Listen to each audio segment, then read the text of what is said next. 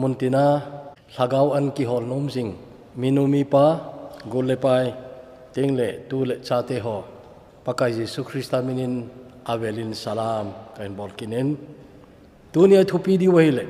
thina in na in sung ain pha tingle ti ai thina in na in sung ain pha tingle ta sancha de kinep na bible chang amasan thupun bungsom ni lekhat chang thuma pat chang sagi gei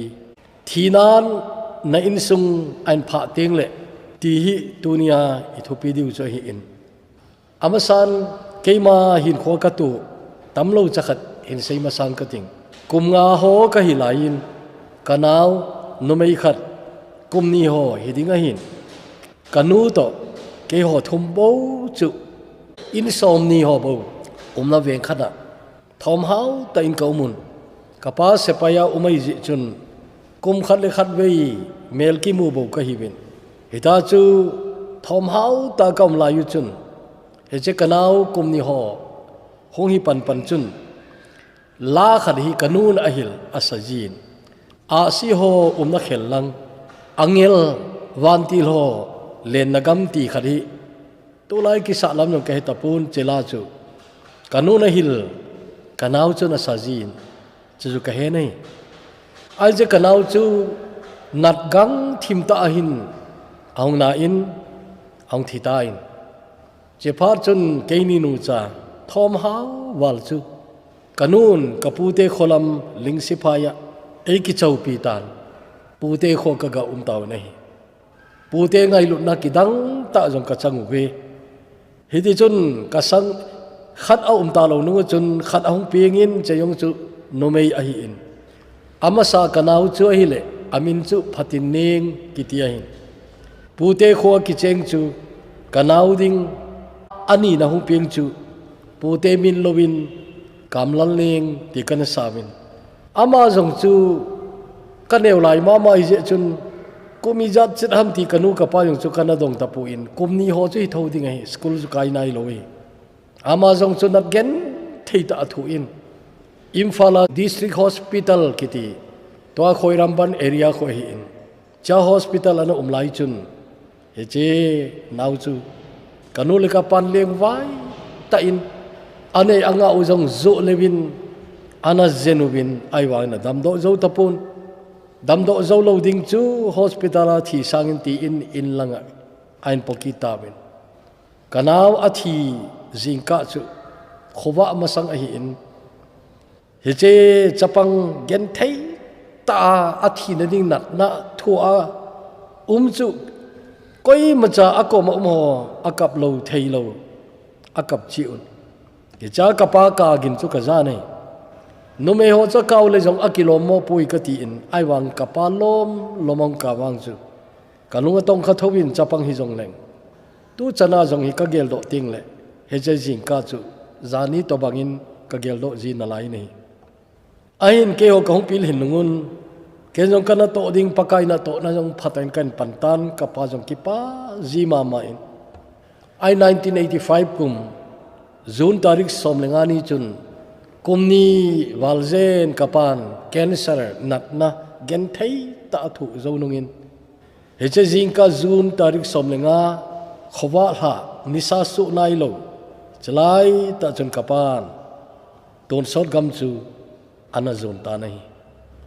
heche zo kum som zo hin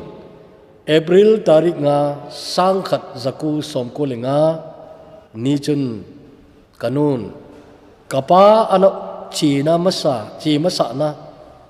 wan khopi chu kanun jong ana zon ta nahi kapa thilai chun kanu na lai je chun kanung among na lai nahi kanu nei dal hawang chu achom hle jing tan athu je jong a sama ma jengin tu ni hin thi nei ti hi in sung ana hlong chi hin mi chun eya ju gel do ta lo ding hin en jong mi a ju gel do ta pu ve ai wa eya chi chu koi ma cha sumil yum pu bin akum sot he ta jong le zani bang ka ti chu ai mai gel do kit chun ika lai chu ga gai to kit mai ma jong i ri su ji ai tu ni hin he ji thu ka sei na ding a hi point ma sapen kan sei chu thina hin la in ko chu in sung chu ain phate te ji in ti hi point number 1 ahi keima in sanga thil su kan sei zo ta in ahi e madang ji ai poi he che wa noi le si hi pathin lung lai lo na le si ahin pathinin agaw sapsa ai ta in thi te ta dinga hi pathin ai gaw sapsau ai ja chu mizo se dinga khat bei thi te ding god sa ke ti chu sarman masala jong sei jing sao ai ta nei che thi nei ipija Lunghang ti chu polin chom chakhanin rombunga chang som le ni chun ana sei jo tan mi khat chon se ja wa no ya chon se alut ahin chon se ja chon thina hung lut ahin che ya chu mi zo se chu he che thina chun ei mat ai ta in koi ma cha asu chading ki talo ai che ya chun thina ki ti chun I in sung ki ti chu hin phate te ding ai ai thina in sung mi apui mangdan long chu akibang pui abang khat chu nat thu gen thei ta so ta thu wa adam holong so ta ina zenuwa igen thei piu ta thi chu umun abang khat chu het man lo ka thi jing o chom cha khat be ki zen man le ki tikit ai wanga koi ma chat i zen man ta lo abang khat chu huwa thi jing abang khat chu accident hung thi jing abang khat chu ai mut jing kai ga pho ai le khang ta lo ita chu thi jing Jeho chu langkhan chun awang phau jong isa lo thi lo ai nat thu lo hospital ki pole le lo doctor anga in ko te ki kun le lo wa hita thi jeng ho wang chu awang phau a hi ti lo thi ai pu nei I pi jong le I thi ding dan jong hi koi ma cha a leng thei puwin I pi ham khan chun I thi tho diu chu ai ta nei ai ni thi phar jong ki bangji pun lo kha cho akilomo sami iti theidiwa mata mi pa minu nunga gulhang chapang hita chu anachi jingta mitam ta umin cha te neu cha dal ha achi masa mi pa minu a umin tengle mi pa minu adei lai ta acha apom chimlo alop chimlo chelai ta chu thijeng jong kinin abang chu nat gang taung thiloi abang kha chu accident ong thiloi cho jong chu da lo ai pi jong le he che thina chun mi an pha le a pha I main he che thina hi wa agi lowe gati le hen la che chu pathin aum sa ai tai nu pakilung se ta jong a loi khenin cha dei lai ta jong alamang si u cha ki ngai lu ta ni se umla jong khat ala jing ki teo bangi na ivenai le laina do mi nei I poini na chun in kwa hi in sunga cheng kho mo si achi ma sading koi ma cha ki hello I ve achi ma sading ki hello in sung ti na hi don son mun ana zon ma sading ko ya hidem ti ki dong len koi ma chan I hello di oi Jesu pathin khuna umain pathin bowin ahead ahi koi mai anunung mong ding ti yong thei poi ama sate te ri ti yong thei poi aje chu jeho cha eho program zaw lo ai eho program a koi zaw chu ki boi tho de a che ma sadi hong ki zen do na che ma sadi amin ne pe bin ti yong le I boi tho di na ai che chu pathin eho ei dong lo we aman pha sa banga ala ma sa hi mai ai pi yong le khát về cái khen tê ding tiếng lệ gin chát sang avai mà zo cái khen kí ding ti jong chu kiom gì chứ zo na hỏi tên ngaito le hen in soi khom đi đàn ki he Kina ki ho mo ki ho se ki vo tio bang hi in kwa ding hitaloi aje chu chom cha khat bo khom đi hi này tiếng lệ achi mà sa đi he loi chỉ ya cho kinh ngai lu ta I chen khom diu kinh ngai lu ta I chen khom diu hi nanau che ma sadham na u na he pu nei ipate inu te iti wang hi achi ma sate te dinga ge lo yong ki umai the ana inui pa che ma sa di ki ti jong le koi ma sa jo di ti chu ki he ki loi ai pi chu yong le heading chu tuni na kim na lai wi mai the ai wa chom kha jo le kim ta lo di nom ta i chen khom nau in sung hin ki khen na ka na hung hlong ding a hi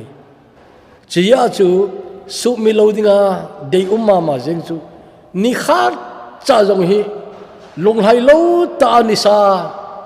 hlum sa lo di ilung han nau nisan alhum khum lo ding nu pa jong hi kingaidam lowa an kong zot lo ding kingaidam lowa zal khun zot lo ding aje chu lunghang pum pumani khadi manchai ri di ke wang pamai kasa ne ya ju nu pa hin kho bul tila pat nu pa ki hil ding che chu ai ni khat cha jong kilung nop mo ta ni khat beisa lo ding ti hi hita chu hin kho mangla chun akithi san yom tiang jong le nadam na laya na kisih na di tam lo ding hi ai wanga kina jinga kingaidam lowa kithi san ki tale avai nunga kisih na kiti nama ma ding ka ging cha nei nama ma ding hi hija chu damlaiya hi kisih lo na ding ti ngaito mai ngai ka ti ken kisih lo na ding che chu phata ngaito mai ding hi athum na chun in ko khat in sung khana i chen kho mu hi khol jin ngen cha mal jin ngen cha in sung khana khom i hi bo we ti hi ngai to ngai hi aje ta san cha ten ki chen tai he no chu he che lei se di i khol jin ga mu ai bo wi nei lei se na hi mal jin ka hi na ane mal jin ngen cha chen khom ki ti chu i bo na hi mal jin ngai ta hi dingin ki go le ti de ka sa in mal jin ngai ta khen nung teng iki khen nung teng jong le su mila na lo ding nang ma min na gel do teng le na una na win na in sumi ten nang ma na gel do teng le o ama chu na lai le o ati the dinga na it ta hin kho mang le ti i de nei tolaya pathin tu sei tam ta in sung o chat ta asai jing ke yu kenong kana sei kha jing chu nowa in sung hin ki to ta cheng khom in sungai ji chun akhangu chu khang kilo ta pathinin mihem ka sem ka kisi tai ati lewa mihem te sit lai jong le nowa te in sung chun pathin long lai na mu win ai in sungoi pathina vet le anlung hi damai ti chu mu the ai long lai ai hi ya chun mihem te khang chola su mang dinga go rai tan mihem atha sem ki ti chu a program je khel lo ding ai chia chu alui zau se khat be he to bang khangi lo ta chu su mang di atina chun khang hong ki di azok ma ding chun nowa ki di chu pathin an leng do in kung in nei kisa in ti in pathin asolin nowa in pathina ko na thupi amu chu achate ko ma asayai le achate khat chan ani lo hin te ka ti mai nai a bible che detail che umpui ai ban apaun pa pathina kona athuza cheng se chu apawa kona ama hon ata sanjing wa ta ja apa to ki tho phat ta chu hung pang khomi din gin chan umine je chun genesis bung sagi chang khari bible chang ki pa pi ta khat ahin pathinin nowa za nangle nain sumi te kong sunga lu tawin atilai chun khat cha ki hol mo lovin achapa thumte amonu mo thumte amani nu pa mige cheo chu khat cha ki hol mo lovin kong sunga lu nading atini chun alur kim so keyu nahi tunin sarmonda kasai jing keyin nowa chon le kong in ne cho asai kum zakat le kum somni lom lu na asai tuni ayo pihi ka venai le kong in nei ke sa on 80 jong le ginchan aki umpo nei chemala achun tuni hin kangaito khat umji cho pathinin kong in nei ki ti chu ready made ei pe jong le apalu loading tam ta aki umin anu lom lu loading umkin alai achanu te yung lu loading umkin alai hita chu khat leni in sungmi ten anoi se penteu ai wa hagawa hin na nei ho cheo bo chu ludham teo chu tu lai ngai to lo thelo ai nai hi je chun kholzin la I wai le hi chele se chungai maljin ibin hi je chun maljin ngai thei pe ni dingin ki golai hun ti I deu nai nu pa jong hi ache ma sadi koi I wam ti ki helo wa cheng khom ibin zana zal khun khana lagi khom lai wa nei nei pi ha na in nei pua ai imun nunga na changa na lung la gel ting jong le o hi che kai nei pi hi che kai nei pu hi ana chi ma sading bang hi tale amanung ke ding bang hi taleng ka kisih lo nading in ti in he che mal jin hi na in sung khana chen khom sungai ki ngai lu ta khom ding ti hi ngai tu lo thailo ngai tu te ding poimo choi hi ali na in thina kiti hi khatwei thi ding ai pathian cha tele ton so na hing ding I win thina in ei that zo lo ding ai ai wa che thina hi khatwei thi ding ai thu pon a zawai sim na ma sang lam chu sim leo chen cha chun thina to thi khol khol ki ti chu meidi la apai ta we ki ti thina ki ti chu meidi long ki pai na hong ki pai ding ai por som ka sim la yun English poetry ka sim na wa John Don kitipa no man is an island kiti sun pa chu hila kilomin chepa hin poetry khat jong ana sut chu syllabus yo ana khain a poetry min choile death be not proud thina kilet sahi in timai te ei pawin na thina o nang thina kilet sahi in tiai hije poetry sun pa hin asai hoi ka sama ma chu athiding chu mi hem I po ve athiding chu thinai a hi hecha laini to asu chu hin ta do inge English in siminge one short sleep past we wake eternally and death shall be no more death thou shall die anati nai ei pawa leding hitale chom chakhat I mut zo teng le ton sot aniga hung khang ding hede chun thina ki de cho ta pon tin thina nang zo chu thita ding na hi ati nai cha kon chla sem pan jong thina ma chu ana thita ding hi tila hi ana semi nai porin ipiana se First Korin bung somlenga chang somnga lenga chu veleu chin o thina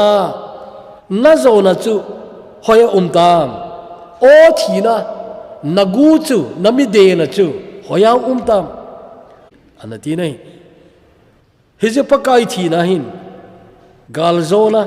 thina chu galzona ananei ta je chun tuni ta san cha te ringa che Bible changi Polin thina na chona veleu chin ta san cha ten thina chunga gal zon I chanu he che han la choi ka tino me nei na han la ipui pa ten vompingal changa tha te le han la sa ji me nei nangin he che thina na tha zo lo den ai wan pakai na that ta nei na pakai na ana that ta in ta san cha te ne chen ton son I thina ni che pakai ana that ta in ama zala hing ta ding he che thinan I ma cha ilo zo ta lo de hi ja chu na ha la chu o thina na zo na cho ya umam o thina na gu chu na mi de na cho ya umam ti hi ta san cha te I han la diu chu ai ta nai hi je chu na khanga ta san cha te gal zo na chu he che Bible chang khana hi ana kingam tai chu chi pia ipakai ji sun keima thoki na le hin na chu ka hi ati tai na che ho je ai na I thi ni khwa zong ki pa ta lungmon la isa thewi chi ji ai keima thoki na le hin na chu ka hi ti hi ta bang lom loma ta san cha te de thil lo pi pathin ei pe don se lo sang lo kiti oi itingol kai ai ta dem tingai tu te angol kai keu hi lovin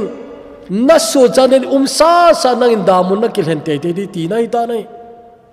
tu chane damun ka ki chapoi ti yong au ji na laiwe khang tha ola ajang science theme ki sa lekha theme ki sa damun ki te oi gata san thei dinga nui zat ta gel lo jong ta nei aba pathin thu na nui sat le awang se di chu nang ma nei mai nei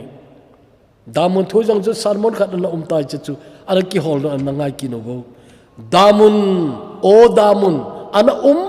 lo hi mai le o kati sarmon khat nom ta ona chu na ngai bo I point anga nading chu khen lo na khopi kan sei no min thina na in sawal hun teng le ka lo the e poina ka lo the e poi iki inin iki halelin iki ka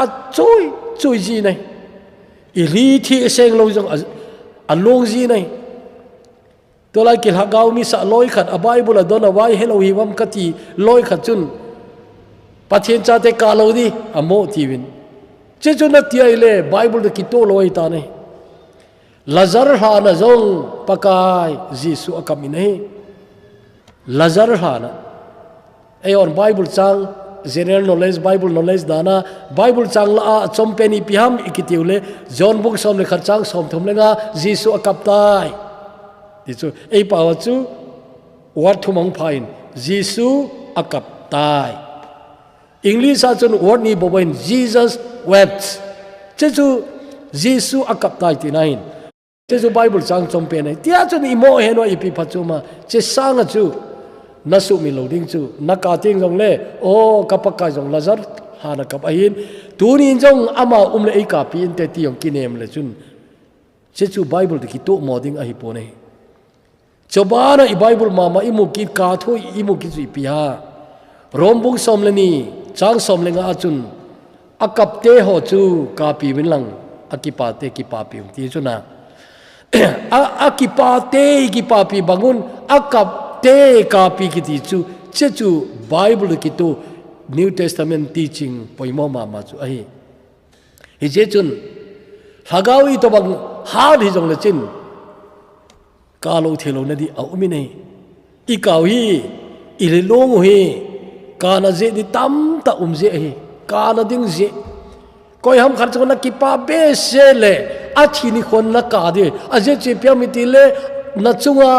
aphat na chun na ngaito le ki pa je na hi long ding che chu na I ja na kai na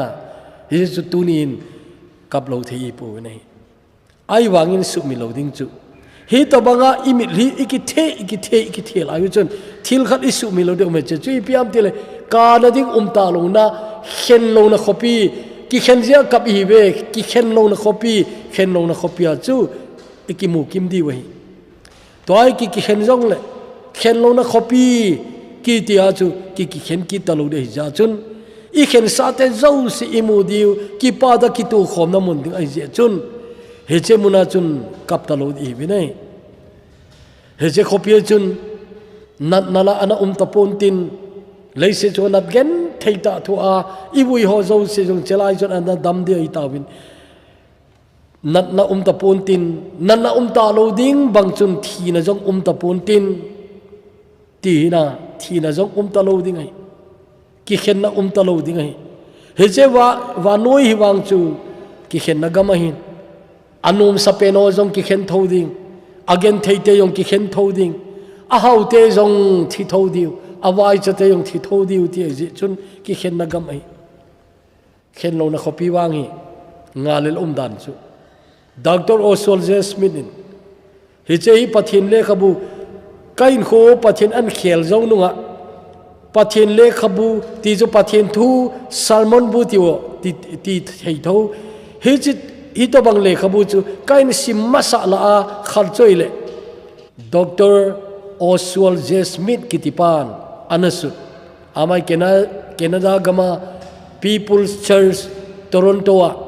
pastor pa cho hi Vanolation missionary na to na kichau na thupi ma chu ama ana na ho bu hi ahin People's Church Toronto he chipa hin gam ka dei pen chu tia le thei di English achun the country I love best anatin the country I love best he je gam ka dei pen chu ti le khabu chun hi din na suni nai le se chu hin gam nom khopi thupi kisih min thang tam ta umin chế khopi hồ mun tam ta dòng chu kana chỉ tai hồi vang hồi thầy tăng ye lâu dòng ở lâu pi thầy lệ hi dòng lệ lấy xiết ai na lại dễ chun các chị na cầm dấu xia chun hospital ana thâu thâu vin sung kul ana thâu thâu vin han mul ana thâu thâu vin chế ho na gam kithi chu cham kim nai lo tin a hi ti chu azawai bible cha sim na chu veleu chin chế ho chu khat cha ta lo dingai aje chu pathianin thil zo se keiman ka sim tha ai tai atina thil loi zo se ta lo ding atha a iya kai ka sim tha ai tai anatin che ana sim na gam chun hospital la ta lo ding songkul jong ta lo ding han mul jong ta lo ding che chu keiman ka hangai pen ka dei pen gam chu hi the country I love best anati oi ga angai tu te hi che khen lo na khopia leng ho chu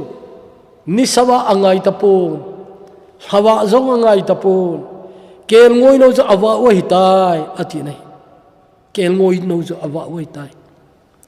so pi mi zo hoi ama okona lahoi ta ina ngai jiwahin ei pawai kile do isa ujong tamta umta hecha nunga anin lasa roding liana kitipain anasem lusei pajon khopui moi atin khopui moi ti chu beautiful city tinai hecha chun mizo pawahin hin sei masang katin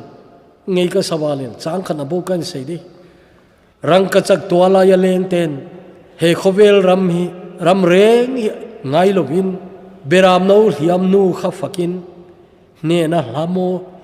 hlamoi an sa ti nei he che sanatol khopi ti na chuna sanatol lai he che khopia leng ho chun he che khopia ta ho chun he che wa noi hi che wa noi mong angai ta pu ve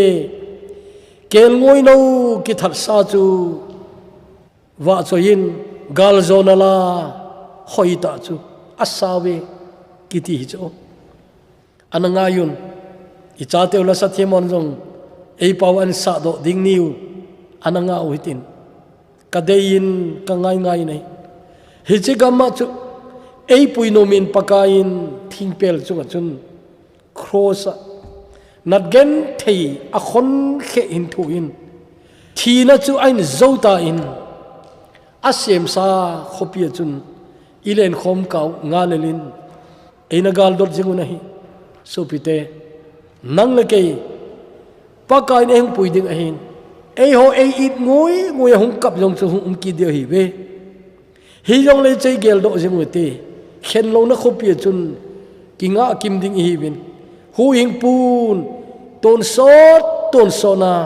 ama iwa choi na diu phar sau ta ap di wei chegam chu nangai tu ji lo ham tulai mi hem te wang hi le se thili ha ngai to be se jun wan lam he che khen lo na khopi ti o jong hi gel do a jong nei ji lo hi bit I want to nin he che gam chu gal dot ki ding le he che gam chu ngai to tha ki ding in tu nin kain ti mi nai he che gam chu gel do jing po ma hin khu na man ai le nain khomandan boy lo ding hi he che ding chun tu ni thu pi hi eya ding chi in pathinin phathe ibu pitawen tawti hepa lukse them pathin ka ki pawe tunin he che nasim sa gam lo pi kaluna diu gal dot pomin tunin che thui kan se nei thina wang hin ka in sung chewi tai an pha mai to aban di koi ka hi diwam ti yong koi ma ka ki he pu pi to lai wang hi kilomota ta le si den kho hung be yeng mi tam ta umin na cha ina chang sa ho wang a thi te ngule kalunga mong jin ka ki pa jiu nei ka ki pa pi jiu nei ache na diu gam ka he jiu tunin ke ho jong che pai ding ka ta jiu chun aki go zo sa ka thina din pakai lungse ta in tunin he che na thu ka ngai hi hlagawa nakom lam nei pui nai na dingin nangin phathin bo dingin pakai ji suminin kaung ta wa hi amen